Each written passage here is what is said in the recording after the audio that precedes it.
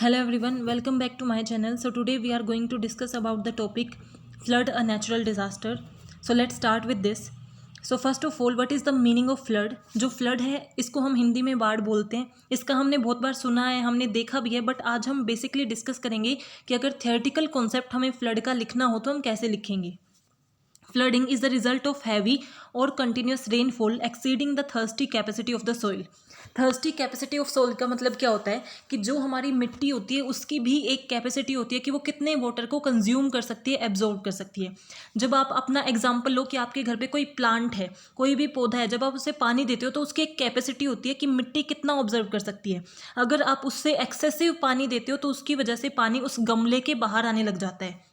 तो इसका मतलब क्या है कि उस एक्सेसिव कैपेसिटी से ज़्यादा हमने दे दिया. जो कैपेसिटी हमारी सोइल की थी उससे ज़्यादा अगर हमने पानी डाला तो गमले से बाहर पानी आया. सिमिलरली हमारी अर्थ पे जो सैंड है उसके साथ होता है कि जो हमारी सोइल है उसकी जितनी कैपेसिटी है उससे ज़्यादा पानी अगर उसको मिल जाता है तो उसकी वजह से क्या आती है, फ्लड आती है. और वो ज़्यादा पानी क्यों होता है? Because of heavy and continuous rainfall, कि लगातार बहुत तेज़ बारिश होने की वजह से. सिर्फ एक बार तेज़ बारिश होने से नहीं, लगातार कॉन्टीन्यूसली कुछ दिन तक लगातार तेज़ बारिश होने की वजह से जितना सोइल है, जो हमारी मिट्टी है, जितना एब्जॉर्ब कर सकती थी उससे ज़्यादा पानी जब इकट्ठा हो जाता है तो वो क्या कोज करता है, फ्लडिंग. तो फ्लडिंग किस चीज़ का रिजल्ट है? जब हैवी एंड कंटिन्यूस रेनफॉल होती है, ताकि जिसकी वजह से हमारा क्या होता है, जो थर्स्टी कैपेसिटी है, जो हमारी सोइल है जितना वाटर कंज्यूम कर सकती है, एब्जॉर्ब कर सकती है, उससे ज़्यादा, उस कैपेसिटी से ज़्यादा जब पानी इकट्ठा हो जाता है, that cause flooding. And the flow of capacity of river and stream. देखो हमने क्या बोला कि फ्लडिंग किस चीज़ से रिजल्ट होती है? जब लगातार बारिश होती है और जो हमारी मिट्टी है वो अब और पानी कंज्यूम नहीं कर पाती तो उससे फ्लड इंक्रीज होने लग जाती है, फ्लड क्रिएट होती है. इसके अलावा क्या रीज़न हो सकता है कि मान लो हमारे जो नदियाँ होती हैं वहाँ पे भी तो पानी इकट्ठा हो सकता है. अब अगर जो हमारी नदी है उनका जितना एरिया है अगर वो ओवरफ्लो हो जाए, उनकी भी तो एक कैपेसिटी होती है, उनके जो बॉर्डर्स बने होते हैं, अगर बारिश आ रही है, बारिश आने से जो पानी है नदी का वो इंक्रीज़ हो जाएगा, बट उसका भी एक पर्टिकुलर लेवल होता है कि इतने तक ही वो इंक्रीज़ हो सकता है. उसके बाद किसके चांसेस बढ़ जाते हैं? फ्लड के चांसेस बढ़ जाते हैं. जैसे कई बार आपने देखा होगा कि जब भी मॉनसून का सीज़न होता है तो ऐसा बोला जाता है कि यमुना जो है वो डेंजर लेवल पे आ गई है. इसका मतलब क्या है कि जितना यमुना नदी के अंदर पानी आ सकता था उतना भर गया है. अब अगर और पानी और बारिश आएगी तो वो बाहर फैलेगा, जिससे क्या होगी, फ्लड क्रिएट होगी. तो फ्लड किस चीज़ का रिजल्ट होता है? लगातार रेनफॉल होने की वजह से या तो सोइल की एब्जॉर्प्शन कैपेसिटी खत्म हो जाए और पानी इकट्ठा होना शुरू हो जाए, या फिर जो रिवर की कैपेसिटी है वो खत्म हो जाए. दोनों खत्म हो जाती है तो क्या शुरू हो जाता है? फ्लड शुरू हो जाती है. बिकॉज अगर हम एग्जाम्पल लेके चलें कि हमारी सोइल की कैपेसिटी नहीं है, बट अगर रिवर के पास, हमारे पास जो रिवर्स हैं, अगर उनमें हमारे पास स्कोप है कि हम पानी को वहाँ डाइवर्ट कर सकते हैं तो वो फ्लो क्या किया जाता है, वहाँ डाइवर्ट कर दिया जाता है. बट अगर रिवर में भी कैपेसिटी नहीं है तो हमारे पास कोई एरिया नहीं बचेगा, कोई ऑप्शन नहीं बचेगा. ये दोनों ऑप्शन जब हमारे बंद हो जाते हैं, यानी कि ये दोनों डोर जब क्लोज हो जाते हैं तो क्या कोज होती है? Flooding. If a flood plain is the most flood prone area which can be very from small to large. Flood plain क्या होता है? तो अभी हमें क्या पता चल गया कि फ्लड क्या होती है. फ्लड से रिलेटेड ही एक टर्म है फ्लड प्लेन. तो फ्लड प्लेन क्या होता है? ऐसा एरिया जहाँ पे बहुत ज़्यादा चांसेस हैं फ्लड के आने के, जो सबसे ज़्यादा प्रोन है, यानी कि सबसे ज़्यादा डेंजर है जहाँ पे कि वहाँ फ्लड आ सकती है, वो हमारा क्या होता है? Flood plain. जैसे अगर हम स्टेट वाइज देखें तो उत्तराखंड, उसको क्या माना जाता है कि वो फ्लड प्लेन है. क्यों? क्योंकि वहाँ सबसे ज़्यादा चांसेस होते हैं फ्लड आने के, वो सबसे ज़्यादा फ्लड प्रोन एरिया है. अगर हम फ्लडिंग की बात करें तो उसके जो बेसिक रीजंस हैं वो क्या होते हैं कि इंटेंस रेनफॉल, बहुत ज़्यादा रेनफॉल होने की वजह से ही फ्लड कोज होती है. बिकॉज बहुत ज़्यादा रेनफॉल होगी तो उसकी वजह से पानी बहुत ज़्यादा इकट्ठा हो जाएगा और हमारी सोइल एब्जॉर्ब नहीं कर पाएगी, या फिर रिवर की कैपेसिटी भी फुलफिल हो जाएगी, जिसकी वजह से ज़मीन पे पानी इकट्ठा शुरू होना हो जाएगा, स्टार्ट हो जाएगा और फ्लड कोज होगी. तो हमारी फ्लड इंटेंस रेनफॉल, ऐसा भी तो हो सकता है ना कि हम रेनफॉल हार्वेस्टिंग करें, कोई ऐसा एरिया बना दे जहाँ पे पानी को इकट्ठा कर सके, सो दैट फ्यूचर में उसे यूज़ भी कर पाएँ और फ्लडिंग भी ना हो. बट ऐसा हम क्यों नहीं कर पाते? उसके पीछे क्या रीजंस हैं कि गवर्नमेंट भी उतने मेजर्स नहीं ले पा रही है, उसके इतना सीरियसनेस वो नहीं दिखा रही, एज वेल एज जितनी 12 महीने में बारिश होनी चाहिए, मॉनसून के टाइम सारी बारिश होती है। ऐसा नहीं है कि हर महीने बारिश होती है, ऐसा नहीं होता ना, एक टाइम पीरियड होता है बारिश का। तो वो जो 12 महीने की पूरी बारिश होनी चाहिए थी, अगर सही टाइम इंटरवल पे हो, उसकी बजाय 3 या 4 महीने बारिश होती है और वो बहुत ज़्यादा होती है। यानी कि कुछ ऐसे एरियाज़ होते हैं जहाँ पे बहुत ज़्यादा बारिश होती है, जिसकी वजह से वहाँ पे फ्लड ज़्यादा होती है और वो फ्लड प्रोन एरिया बन जाते हैं। Flood usually is caused by the rain और heavy thunderstorm and melting of the snow. कि फ्लड क्यों होती है, या तो बहुत ज़्यादा बारिश आने की वजह से, बहुत ज़्यादा मेल्टिंग होने की वजह से, यानी कि जो हमारी स्नो है या फिर आइस है, आइसबर्ग्स हैं, अगर वो मेल्ट हो रहे हैं, यानी कि हमारी जो ग्लोबल का टेम्परेचर है, हम क्या मानते हैं कि हमारी ग्लोब का टेम्परेचर कितना होना चाहिए, एवरेज 15 डिग्री सेल्सियस होना चाहिए। लेकिन अगर वो 15 डिग्री से इंक्रीज़ हो रहा है, यानी कि 15 से ज़्यादा है, इसका मतलब गर्मी बढ़ रही है। और अगर गर्मी बढ़ेगी तो आइस और स्नो मेल्ट होंगी, जिसकी वजह से पानी क्रिएट होगा और वो पानी या तो रिवर्स में जाएगा या सोइल पे जाएगा। बट उनकी एक कैपेसिटी होती है, रिवर की भी कैपेसिटी है, सोइल की भी कैपेसिटी है। अगर वो लगातार मेल्ट होते रहते हैं तो उसकी वजह से क्या हो जाती है, चांसेस ऑफ फ्लड इंक्रीज हो जाते हैं, क्योंकि हमारी सोइल भी एक लेवल तक ही कंज्यूम कर सकती है और रिवर भी एक लेवल तक ही एब्जॉर्ब कर सकती है। Flood is a high water flow और एन ओवरफ्लो ऑफ रिवर और स्ट्रीम्स फ्रॉम द नेचुरल और आर्टिफिशियल बैंक। कि सिंपल सी बात क्या है कि फ्लड का मतलब क्या है कि रिवर में से जब रिवर अपना कैपेसिटी को कंज्यूम कर चुकी होती है, उससे ऊपर जितना भी पानी होता है वो क्या हो जाती है, हमारी फ्लड होती है, जिसकी वजह से पानी इकट्ठा हो जाता है। जो नॉर्मल एरिया है वहाँ पे पानी इकट्ठा होना शुरू होने लग जाता है। अब हम कैसे डिटरमाइन करते हैं कि फ्लड कितनी डेंजरस है, कैसे डिटरमाइन किया जाता है कि अगर 3 एरियाज़ में फ्लड आई हुई है तो आप कैसे डिटरमाइन कर सकते हो कि कौन सी फ्लड सबसे ज़्यादा डेंजरस है। बेसिक मीनिंग फ्लड का क्या है कि या तो स्नो की मेल्टिंग से या फिर हैवी रेनफॉल से, किसी भी रीज़न की वजह से लैंड की अब्जॉर्प्शन, यानी कि जो हमारी सोइल है उसकी अब्जॉर्प्शन कैपेसिटी खत्म हो गई है, रिवर की अब्जॉर्प्शन कैपेसिटी खत्म हो गई है और हमारी ज़मीन के ऊपर पानी इकट्ठा होना स्टार्ट हो गया, दैट इज़ फ्लड। तो 2 बेसिक रीज़न क्या होते हैं कि रिवर की कैपेसिटी और सोइल की कैपेसिटी।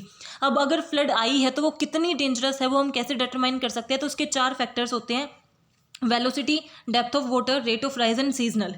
वेलोसिटी का मतलब है कि higher the velocity of the flow create erosive forces and can destroy the foundation. यानी कि कितनी तेज है उसकी वेलोसिटी, क्या है, कितनी जल्दी वो वर्क कर रही है, उसकी स्पीड क्या है। जितनी ज़्यादा उसकी वेलोसिटी होगी, जितनी ज़्यादा उसकी स्पीड होगी, उतना ही ज़्यादा डिस्ट्रक्शन वो क्रिएट करेगी, उतना ही ज़्यादा वो डिस्ट्रॉय करेगी। डिस्ट्रॉय किस किस चीज़ को कर सकती है, अगर फ्लड आती है तो बिल्डिंग्स, जो भी बिल्डिंग्स हैं, हाउस है या फिर ह्यूमन बीइंग है, एनिमल्स है, सबको डिस्ट्रॉय कर देती है, सारी फाउंडेशंस को डिस्ट्रॉय कर देती है। तो कितनी वेलोसिटी है, यानी कि उसका स्पीड कितना है वो भी क्या करता है, इम्पैक्ट करता है। देन डेप्थ ऑफ वाटर, कि फ्लड है एज वेल एज कितनी डेप्थ है उसमें, यानी कि कितनी ऊंचाई तक की फ्लड है। कई बार क्या होता है कि फ्लड आती है बट ज़्यादा पानी नहीं कवर होता है, सिर्फ ऐसा नहीं है कि पानी भरा है, पानी भरता है बट उसका जो डेप्थ है वो उतनी ज़्यादा नहीं होती, तो वहाँ पर डूबने के चांसेस कम होते हैं। बट जितनी ज़्यादा डेप्थ होगी, जितनी ज़्यादा गहराई होगी पानी की, उतना ही क्या है, वो ज़्यादा इरोसिव है, उतनी ही ज़्यादा वो डेंजरस है। Then rate of rise, rate of rise यानी कि it is the rate at which the water level increases, कि किस रेट पे वाटर लेवल इंक्रीज हो रहा है। जैसे रेट ऑफ राइज कैसे डिटरमाइन किया जाता है कि अगर ये एक बिल्डिंग है, यहाँ पे फिलहाल फ्लड से इतनी एरिया में फ्लड है, यानी कि इतने एरिया में पानी क्या हो रखा है, इकट्ठा हो रखा है, कितना रेट है, यानी कि कितनी देर में वो इस लाइन तक पहुँचता है, देन कितनी देर में वो इस लाइन तक पहुँचता है। ये क्या है, उसका रेट ऑफ राइज, यानी कि वो कितनी देर में बढ़ रहा है, किस रेट में बढ़ रहा है। जितना ज़्यादा रेट होगा ना, यानी कि जितनी जल्दी वो बढ़ रही होगी, उतनी ही ज़्यादा क्या होगी, उसकी डेप्थ इंक्रीज होगी और उतनी ही ज़्यादा वो क्या होगी, डेंजरस होगी। एंड फोर्थ इज सीजनल, यानी कि अगर सीजन के टाइम आई गई फ्लड है, सीजन यानी कि उस टाइम पे जब एग्रीकल्चरल प्रोडक्शन बहुत ज़्यादा होती है, जिस टाइम पे जो भी हमारे किसान हैं, जो भी हमारे फार्मर्स हैं, उन्होंने क्या कर रखा है, अपनी फसल को उगा रखा है, अगर उस टाइम पे फ्लड आती है तो वो सबसे ज़्यादा डेंजरस मानी जाती है। क्योंकि क्यों, वो उनके डिस्ट्रॉय कर देती है, सारी मेहनत को डिस्ट्रॉय कर देती है, जिसके ऊपर उनका काफ़ी time, money and effort spend था। तो अगर हमें डिटरमाइन करना है कि फ्लड कितनी डेंजरस है तो उसकी 4 चीज़ें होती हैं। वेलोसिटी यानी कि उसकी speed, then depth of water की कितनी गहराई है, वेलोसिटी, डेप्थ ऑफ वाटर, उसके बाद है कि रेट ऑफ राइज, की किस रेट पे वो राइज हो रहा है, as well as seasonal. So repeat, velocity, depth of water, rate of rise and seasonal. Now causes of flood, कि फ्लड होने के क्या मेन कोजेज हैं। तो हम दो पार्ट्स में डिवाइड करेंगे, physical and natural causes and human causes. तो फिजिकल एंड नेचुरल कोजेज के पीछे क्या रीजंस हैं जो ह्यूमन नहीं क्रिएट करता, ह्यूमन के बिना मीन्स विदाउट ह्यूमन इन्वॉल्वमेंट जो कोज होते हैं वो हमारे आते हैं फिजिकल एंड नेचुरल कोजेज के अंदर। जैसे कि इंटेंस रेनफॉल, लगातार बहुत ज़्यादा रेनफॉल होने की वजह से, बहुत ज़्यादा बारिश होने की वजह से, हाई लेवल ऑफ रेनफॉल होने की वजह से क्या हो सकती है, फ्लड कोज होती है। क्योंकि हमने देख लिया है कि लगातार बारिश होगी तो सोइल की जो एब्जॉर्प्शन कैपेसिटी है वो ख़त्म हो जाएगी। अब सोइल और ज़्यादा कंज्यूम नहीं कर सकती, रिवर के अंदर और पानी नहीं जा सकता, तो वो क्या होगा, वो ज़मीन पे इकट्ठा होगा तो फ्लड कोज होगी। या फिर फेलियर ऑफ डैम, जो डैम बनाए जाते हैं, एम्बैंकमेंट्स बनाए जाते हैं, वो किस चीज़ के लिए बनाए जाते हैं, ताकि वहाँ पे पानी को हम कंटेन कर सकें, वहाँ पे हम फ्लो को डाइवर्ट कर सकें। यानी कि अगर यहाँ पे पानी इकट्ठा हुआ है तो डैम की हेल्प से हम क्या कर सकते हैं, इसे डाइवर्ट कर सकते हैं, वहाँ भेज सकते हैं जहाँ पे पानी नहीं है, सो दैट हम क्या कर सके, एक मैनेज कर सके, बैलेंस मैनेज कर सके और फ्लडिंग ना हो। बट अगर हमारा डैम का कंस्ट्रक्शन फेल हो गया, यानी कि जो वर्क हम चाहते थे कि हमारे डैम्स करें, अगर वो नहीं कर रहे, तो सिंपल सी बात है वो फ्लडिंग कोज करेंगे। फेलियर ऑफ रिवर एम्बैंकमेंट्स, यानी कि अगर आपने रिवर एम्बैंकमेंट बना रखे हैं, डैम बना रखे हैं, सो डैम का मेन हेल्प क्या करता है, जैसे अगर डैम क्रिएट किए जाते हैं तो उनकी हेल्प से हम क्या कर देते हैं, डाइवर्ट कर लेते हैं। एज वेल एज ये जैसे रिवर है, तो अगर यहाँ पे डैम क्रिएटेड है तो ये इसे रोके हुए है कि रिवर का पानी यहाँ पे ना आए। इसकी हेल्प से हम क्या कर सकते हैं, रिवर को भी मैनेज कर सकते हैं, बैलेंस कर सकते हैं। बट अगर फेलियर होता है डैम का या फिर रिवर एम्बैंकमेंट्स का, जिसके अंदर रिवर का पानी हम रखते हैं, अगर वो फेल हो जाते हैं, वहाँ पे मीन्स वो टूट जाते हैं, डैम टूट जाता है, एम्बैंकमेंट टूट जाते हैं, तो अगर वो टूटेंगे तो सिंपल सी बात है ज़मीन पे ही पानी आएगा, जो भी हमारा एरिया है वहाँ पे पानी फैल जाएगा, उसकी वजह से फ्लड हो सकती है। तो पहला रीज़न क्या था, रेनफॉल की वजह से फ्लड होगी। दूसरा क्या है, डैम और रिवर एम्बैंकमेंट्स जो बना रखे होते हैं अगर वो टूट जाते हैं, जैसे आपने कई मूवीज़ में भी देखा होगा कि क्या है, ये नदी है, इसके साइड में जो डैम बना हुआ है वो इसे कंट्रोल किए हुए, इसे बैलेंस किए हुए, इसे स्टॉप किए हुए रेसिस्ट करता है कि ये हमारी अगर रोड है और ये हमारा पूरी सिटी एंड विलेजेस है तो ये यहाँ पे ना पहुँचे। अगर वो डैम टूट जाता है, मीन्स वो पुराना हो चुका है या उसकी कंस्ट्रक्शन सही से नहीं हुई, तो अगर डैम टूटेगा तो वो एक तरीके का होल क्रिएट हो जाएगा, जिसकी वजह से क्या हो सकती है, फ्लड क्रिएट हो सकती है। Then melting of snow and ice, यानी कि आइस मेल्ट होना या फिर स्नो, वो क्यों होगा, क्योंकि ग्लोबल टेम्परेचर इंक्रीज हो रहा है। अगर ग्लोबल वार्मिंग इंक्रीज होगी तो आइस मेल्ट होगी, स्नो मेल्ट होगी, जिससे पानी इंक्रीज होगा और फ्लड कोज कर सकता है। Earthquake and landslide, earthquake and landslide भी क्या करती है, फ्लड को क्रिएट करती है। अर्थक्वेक कैसे क्रिएट करता है, क्योंकि जब भी अर्थक्वेक होता है अगर उसकी इंटेंसिटी हाई है ना, तो वाइब्रेशन क्रिएट होती है अर्थ में। सिंपल सी बात है, अगर अर्थक्वेक होगा तो वाइब्रेशन क्रिएट होगी। जिस एरिया में अर्थक्वेक आया है, अगर वहाँ पे कोई ओशियन है, कोई सी है, कोई भी ऐसी जगह है जहाँ पे पानी हो, अगर वो वाइब्रेशन होगी तो ऑब्वियसली बात है पानी भी उछलेगा। अगर पानी ज़्यादा है तो वो कहाँ पे आ जाएगा, हमारे जो नॉर्मल एरिया है वहाँ पे आ जाएगा, जिसकी वजह से फ्लड कोज हो सकती है। तो अगर अर्थक्वेक होता है, उसकी इंटेंसिटी हाई होती है, तो वो भी क्या कर सकता है, फ्लड कोज कर सकता है। स्ट्रोम एंड साइक्लोन्स, स्ट्रोम एंड साइक्लोन्स का मतलब क्या है, बहुत तेज तूफान आने की वजह से वो क्या होते हैं, ज़्यादातर ओशियंस में होते हैं कि बहुत तेज तूफान आने की वजह से ओशियन का जो पानी है वो भी मीन्स उन वेव्स के साथ पानी हमारी सिटीज़ में एंटर कर जाता है, उसके जो नियर बाय एरियाज़ हैं वहाँ पे एंटर कर जाता है और फ्लडिंग को कोज करते हैं। Volcanic eruption and climate change, volcanic eruption क्या कोज करती है, अगर वोल्केनिक जिस भी एरिया में ज्वालामुखी फटता है, वोल्केनिक इरप्शन होती है, वहाँ पे वाइब्रेशन क्रिएट होती है और वो भी फ्लड को कोज करता है। और क्लाइमेट चेंज की वजह से अनरेगुलेटेड रेनफॉल हो रही है, यानी कि जब एक्सपेक्ट ही नहीं किया जा रहा, जो बिल्कुल भी रेनफॉल का सीजन नहीं है उस टाइम भी रेनफॉल हो रही है, ये सारी चीज़ें क्या करती हैं, कोज करती हैं फ्लड को। तो अभी तक हमने क्या देखा कि फ्लडिंग क्या है, जब लगातार पानी भर जाता है और सोइल की और रिवर्स की कैपेसिटी खत्म हो जाती है तो फ्लडिंग कोज होती है। अगर हमें ये देखना है कि फ्लड कितनी डेंजरस है तो हम कैसे देख सकते हैं, उसकी वेलोसिटी से, रेट ऑफ राइज से कि कितनी जल्दी वो बढ़ रही है, एंड उसकी वो सीजनल है या फिर नॉन सीजनल है, एंड डेप्थ ऑफ वाटर से। नाउ कोजेज ऑफ फ्लड, तो कोजेज ऑफ फ्लड में हमने क्या देखा कि नेचुरल कोजेज कौन से या फिजिकल कोजेज कौन से हैं। अब हम देखेंगे human causes. So natural causes में हमने क्या किया, अगर अर्थक्वेक हो रहा है, लैंडस्लाइड हो रही है, वोल्केनिक इरप्शन हो रही है, डैम का फेलियर होता है, एम्बैंकमेंट का फेलियर होता है, इंटेंस रेनफॉल या फिर melting of snow and ice, ये सब फ्लड कोज करते हैं।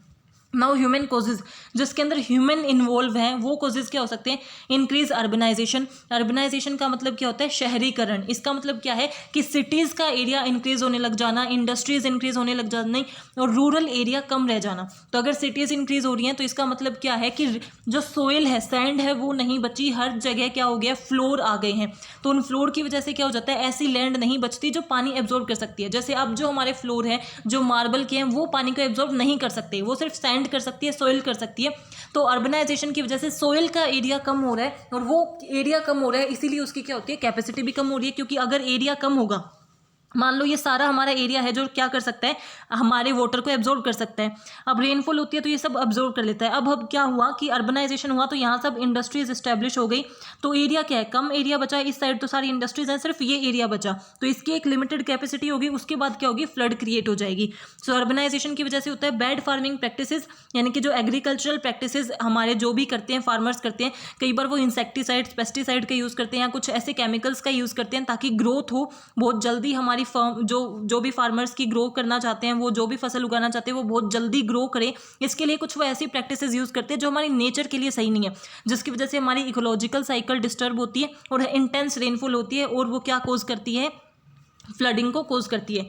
डिफोरेस्टेशन कैसे कोज करता है, अगर हम डिफोरेस्टेशन करेंगे तो हमारी जो लैंड है ना वो क्या हो जाएगी, अगर यहाँ पे लैंड के ऊपर पेड़ लगे हुए होते हैं ना, तो इसका मतलब क्या है, जो भी हमारी सोइल है वो कनेक्टेड है, उसकी स्ट्रेंथ बनी रहती है। बट अगर पेड़ों को काट दिया जाता है तो वो क्या हो जाती है, एक तरीके से बिखर जाती है, स्कैटर हो जाती है, और उसकी एब्जॉर्प्शन कैपेसिटी कम हो जाती है, उसकी क्वालिटी कम हो जाती है, जिसकी वजह से वो पानी को कम एब्जॉर्ब कर पाती है और फ्लड कोज होती है।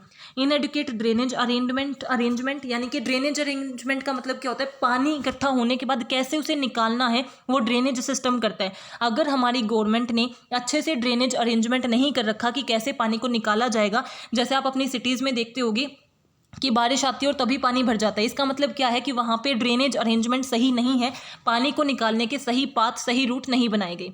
देन सैंड माइनिंग, अगर हम सैंड माइनिंग करते हैं, माइनिंग का मतलब क्या होता है, खुदाई करना। अगर हम सैंड माइनिंग करेंगे तो ऑब्वियस सी बात है कि सैंड की जो कैपेसिटी है वो कम हो जाएगी, हमारी जो सोइल है उसकी कैपेसिटी कम हो जाएगी, उसकी क्वालिटी कम हो जाएगी। अगर कैपेसिटी कम होगी तो वो कम पानी को एब्जॉर्ब कर पाएगी और फ्लड कोज होगी। अनरेगुलेटेड कंस्ट्रक्शन करना गलत नहीं है, बट अनरेगुलेटेड कंस्ट्रक्शन करना यानी कि बहुत ज़्यादा एक्सेसिव कंस्ट्रक्शन करना, तो उसकी वजह से क्या होगी, जो सोइल की लैंड है वो भी कम होगी, एज वेल एज उस कंस्ट्रक्शन की वजह से इकोलॉजिकल, बिकॉज कंस्ट्रक्शन हो रही है तो वो पॉल्यूशन भी क्रिएट करती है, जिसकी वजह से इकोलॉजिकल साइकिल पे भी इम्पैक्ट पड़ता है, और वो क्या कोज करती हैं, फ्लड को कोज करती हैं।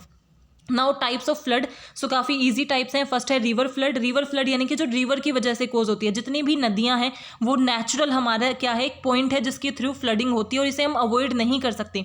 बारिश आई है, बारिश आने के बाद रिवर की एक कैपेसिटी होती है जितना वो पानी एब्जॉर्ब कर सकती है, अगर उससे ज़्यादा हो रहा है तो इसकी वजह से वो क्या होगा, जो एग्जिस्टिंग वाटर है ना वो भी बाहर की तरफ फ्लो होगा, तो रिवर से कोज होने वाली फ्लड को हम क्या बोलते हैं, रिवर फ्लड। कोस्टल फ्लड क्या होता है, जो ओशन से कोज होती है। ओशन से कैसे कोज होगी, ओशन के अंदर स्ट्रॉम्स आना, यानी कि ओशंस के अंदर बहुत तेज आंधी तूफान आने की वजह से जो वेव्स हैं वो बहुत लार्ज वेव बनेंगी, और वो लार्ज वेव कहाँ पे आएंगी, हमारी सिटीज़ में, हमारे लैंड पे आएगी, जिसकी वजह से फ्लड जो कोज होती है उसको हम बोलते हैं coastal flood. Then urban flood का मतलब क्या है, एज आई सेड कि अर्बनाइजेशन की वजह से क्या हो रही है कि लैंड हमारी चेंज हो रही है, ट्रांसफॉर्म हो रही है, सोइल की जगह सारे मार्बल फ्लोर्स ऐसे फ्लोर हो गए हैं, तो जिसकी वजह से वो क्या करते हैं, वो पानी को एब्जॉर्ब नहीं कर सकते।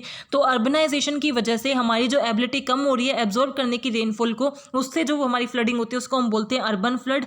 देन हमारी होती है लेक शोर फ्लड यानी कि जो लेक्स से होती है। It affect general public as well as some areas of Great Lakes. These flood extended from the beaches to river that flow into lakes, यानी कि बीचेस से जो रिवर में जाती है एक्सटेंड होती है, पहले बीचेस तक होती है, देन रिवर तक पहुंच जाती है और फिर लेक्स तक पहुंच जाती है। तो जैसे स्मॉल, जो सबसे स्मॉल होते हैं वो क्या होते हैं, बीचेस के बाद हमारी रिवर आती है, एंड देन हमारे जो लेक्स होते हैं। सो लेक्स की वजह से जो फ्लड कोज होती है उसको हम क्या बोलते हैं, लेक शोर फ्लड।